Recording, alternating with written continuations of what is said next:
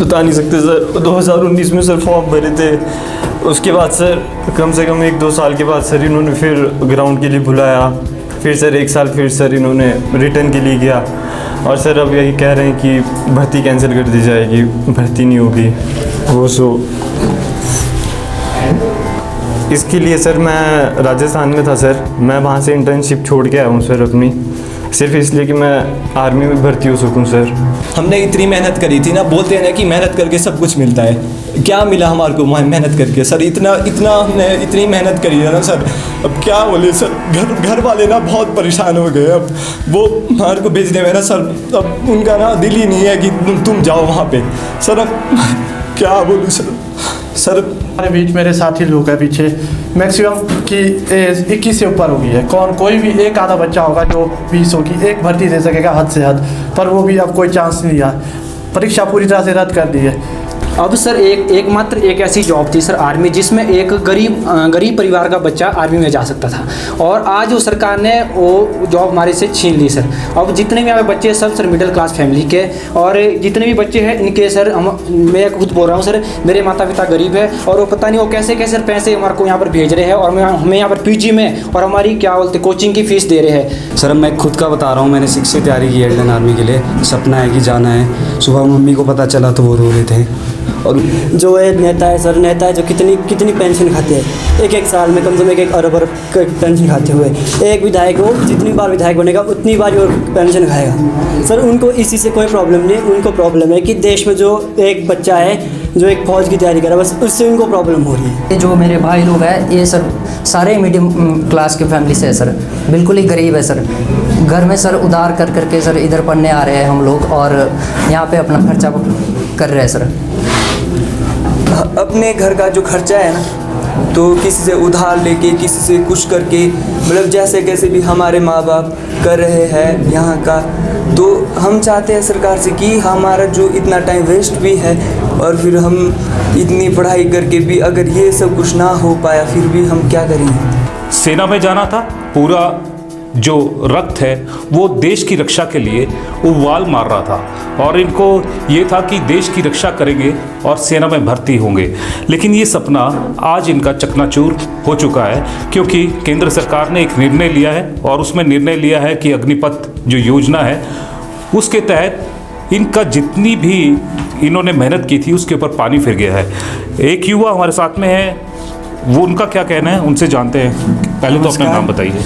मेरा नाम जगमोहन है। मैं पिछले लगभग 5-6 साल से तैयारी कर रहा था फौज में जाने की, तो कई बार ग्राउंड क्वालिफाई नहीं होता है। तो 2019 में हमारे फॉर्म भरे गए थे, और उसके बाद 2021 में हमारी भर्ती हुई।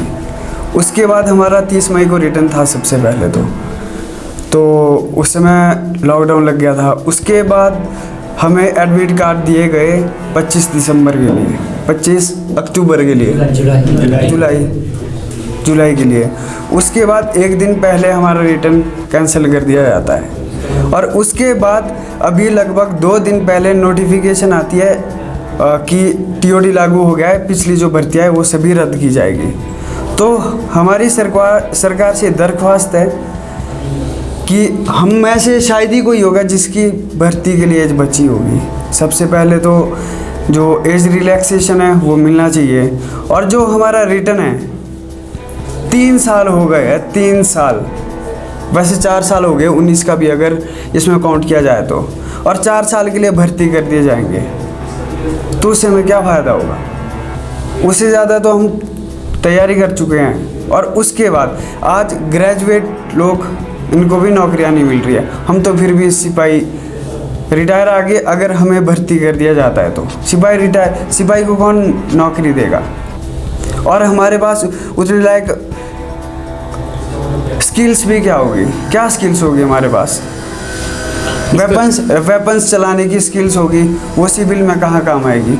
तो आप समझ सकते हो कि हमें क्या काम मिलने वाला है अगर मिल भी जाए तो आपको लगता है कि जो आपकी मेहनत है उसके ऊपर पानी फिर चुका है, और प्रदेश सरकार या केंद्र सरकार ने बहुत बुरा हाल कर दिया है, सभी युवाओं का जो भविष्य है वो सभी अंधकार में डाल दिया है। ये तो सर आप देख रहे हैं, 62 लड़के सुसाइड कर चुके हैं, जो हम देख रहे हैं, बहुत से लड़के सुसाइड कर सकते। सर आप ये देख लो कि जो जीडी जो पोस्ट है उस पर ऐसा कौन सा नेता है जिसका बेटा जीडी भर्ती है?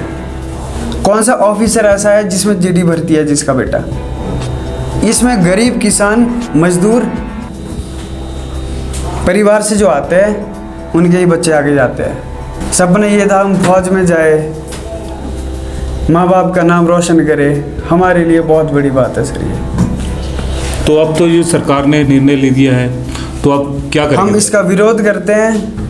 बाकी यदि हमारी भर्ती टीओडी के तहत ही करनी है, वैसे तो कोई नियम नहीं है ऐसा कि अभी हिमाचल सरकार में पुलिस का रिटर्न कैंसिल हुआ है, उसका नोटिफिकेशन आई कि इनका डॉक्यूमेंटेशन है वो कैंसिल कर दिया जाएगा, लेकिन वो इसके बाद जो रिक्रूटमेंट होगी उस पर लागू होगा, इस पर लागू नहीं है। तो हमारे साथ ये पक्षपात क्यों?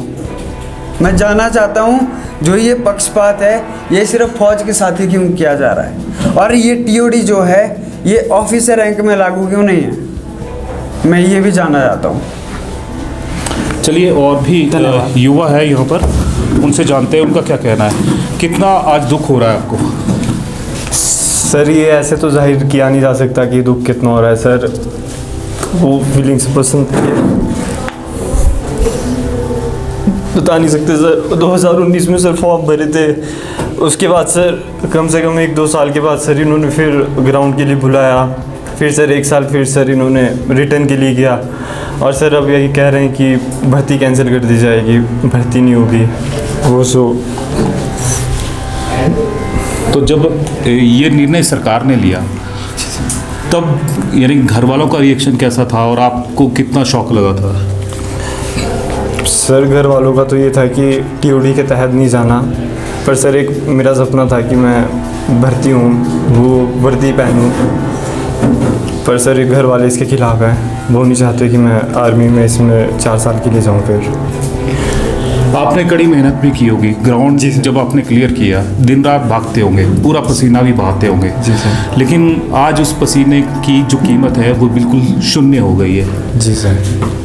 तभी ये जो आंखों से है दर्द झलक रहा है। सर इसके लिए सर मैं राजस्थान में था सर, मैं वहाँ से इंटर्नशिप छोड़ के आया हूँ सर अपनी, सिर्फ इसलिए कि मैं आर्मी में भर्ती हो सकूँ सर।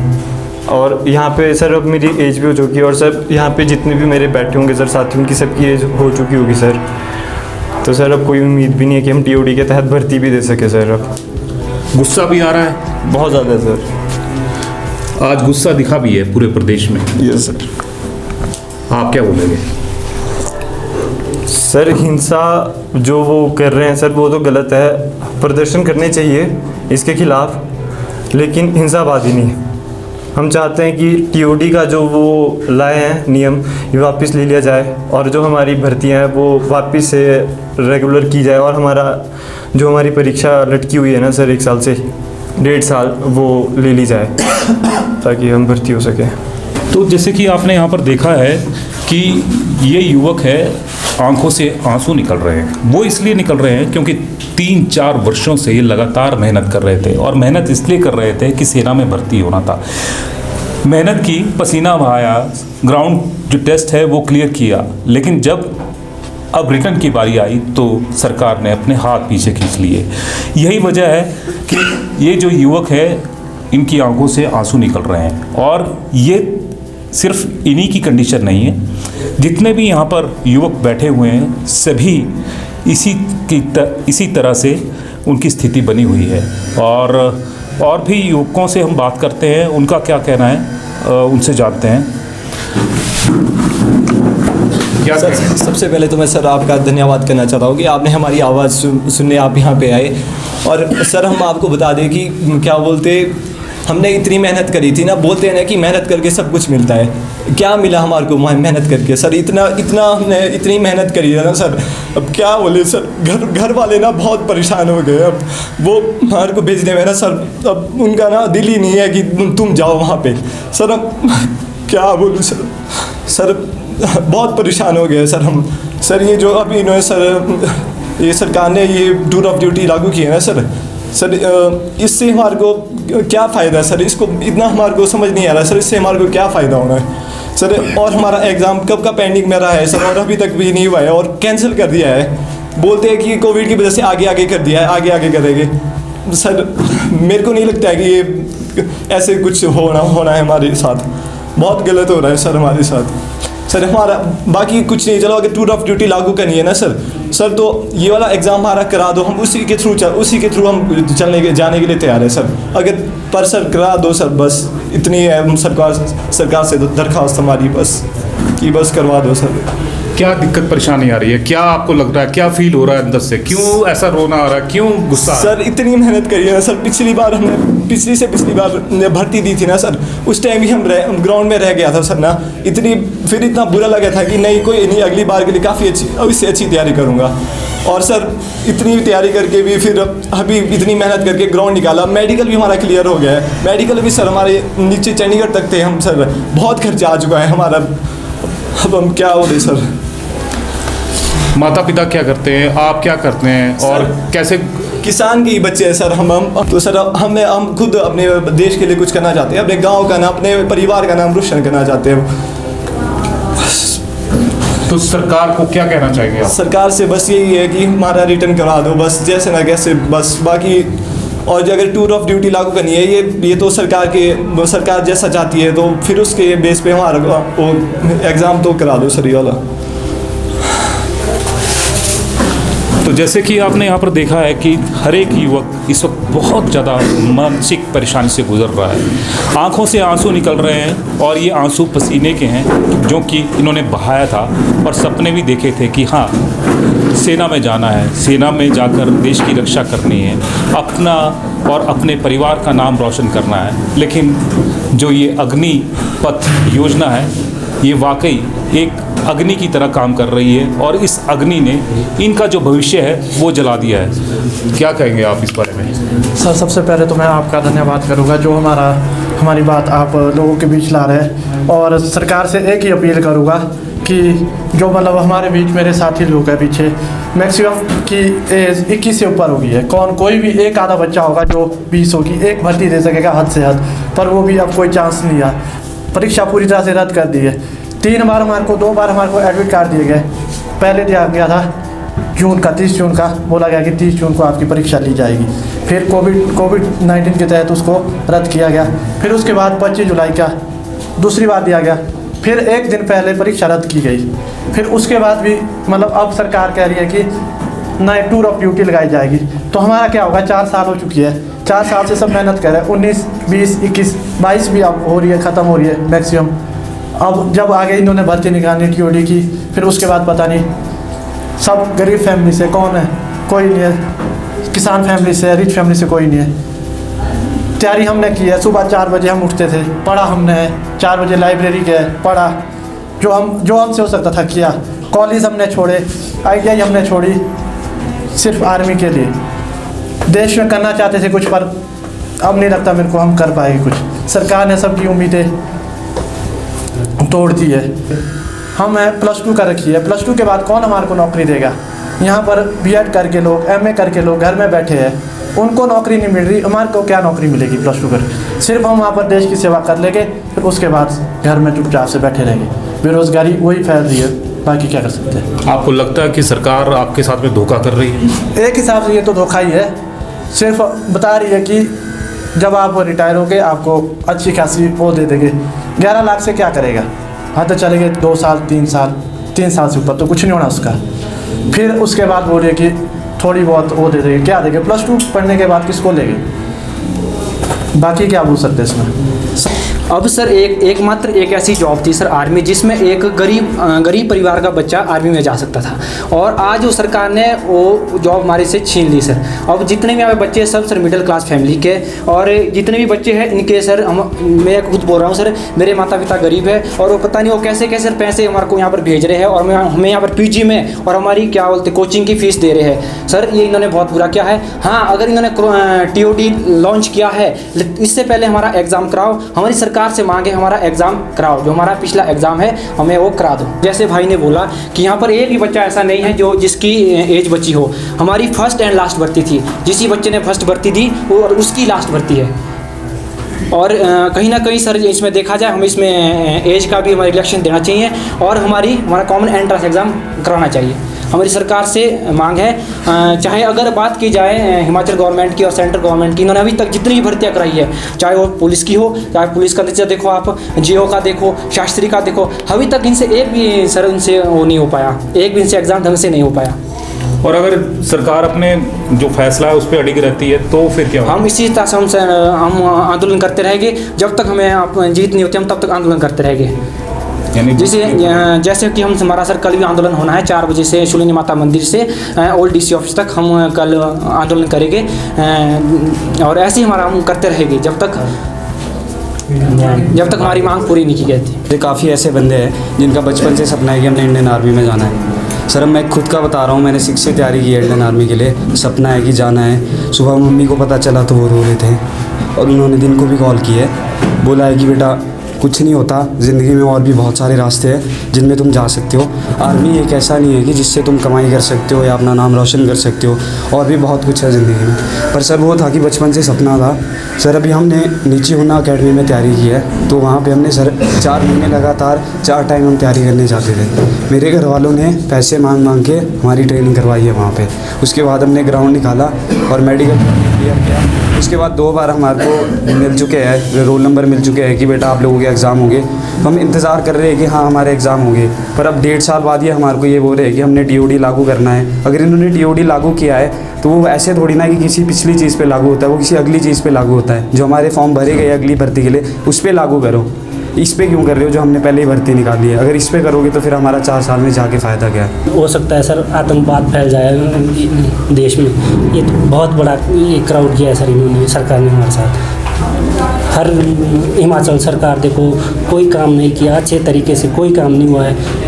सेंट्रल गवर्नमेंट में देखो कोई काम नहीं हुआ है सर अच्छे से। बस मोदी का तो यही है, बस हम करेंगे वो करते कुछ नहीं है। अभी पीछे भी बोला था कि 1 साल में 10,000 करीब 10 लाख वो मिलेगी, जॉब मिलेगी। तो हमें नहीं लगता सर कि जॉब मिलेगी या सर ये देख रहे हैं कि सेना का जो सुरक्षा कर रही है, देश की सुरक्षा कर रही है, वो उसकी टेंशन हो रही है कि कितनी खर्च आ रहा है। जो है नेता है सर, नेता है जो कितनी पेंशन खाते हैं, एक साल में कम से कम 1 अरब पेंशन खाते हुए।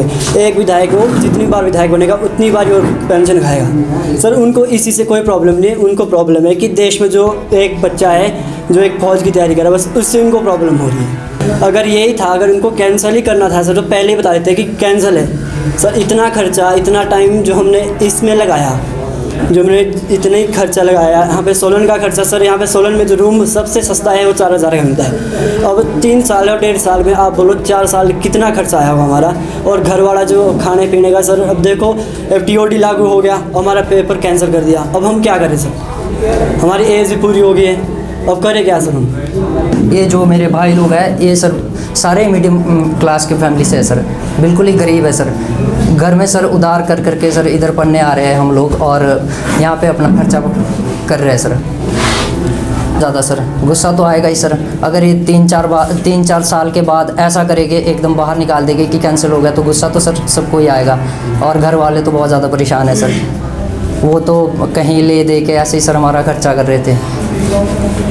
किसी ने ना नौकरी के लायक रहे, ना ही कोई पढ़ाई कर पाया, आधे में ही किसी ने 2nd ईयर, किसी ने +2 छोड़ के, किसी ने कुछ करके, ना हम आगे का देख पाए ना कुछ पीछे का कर पाए। अगर इनको यही करना था तो पहले ही कर देते। अगर इन्होंने TD जो भी है, इन्होंने जो कुछ भी इन्होंने संस्था चलाई है वो उसी टाइम TOD लागू कर सकते थे। तो इन्हें इतना हमारा जो रिटर्न है अभी तक जो 2 साल या 1.5 साल से फंसा है, तो इतना आगे ले जाने की ज़रूरत नहीं थी।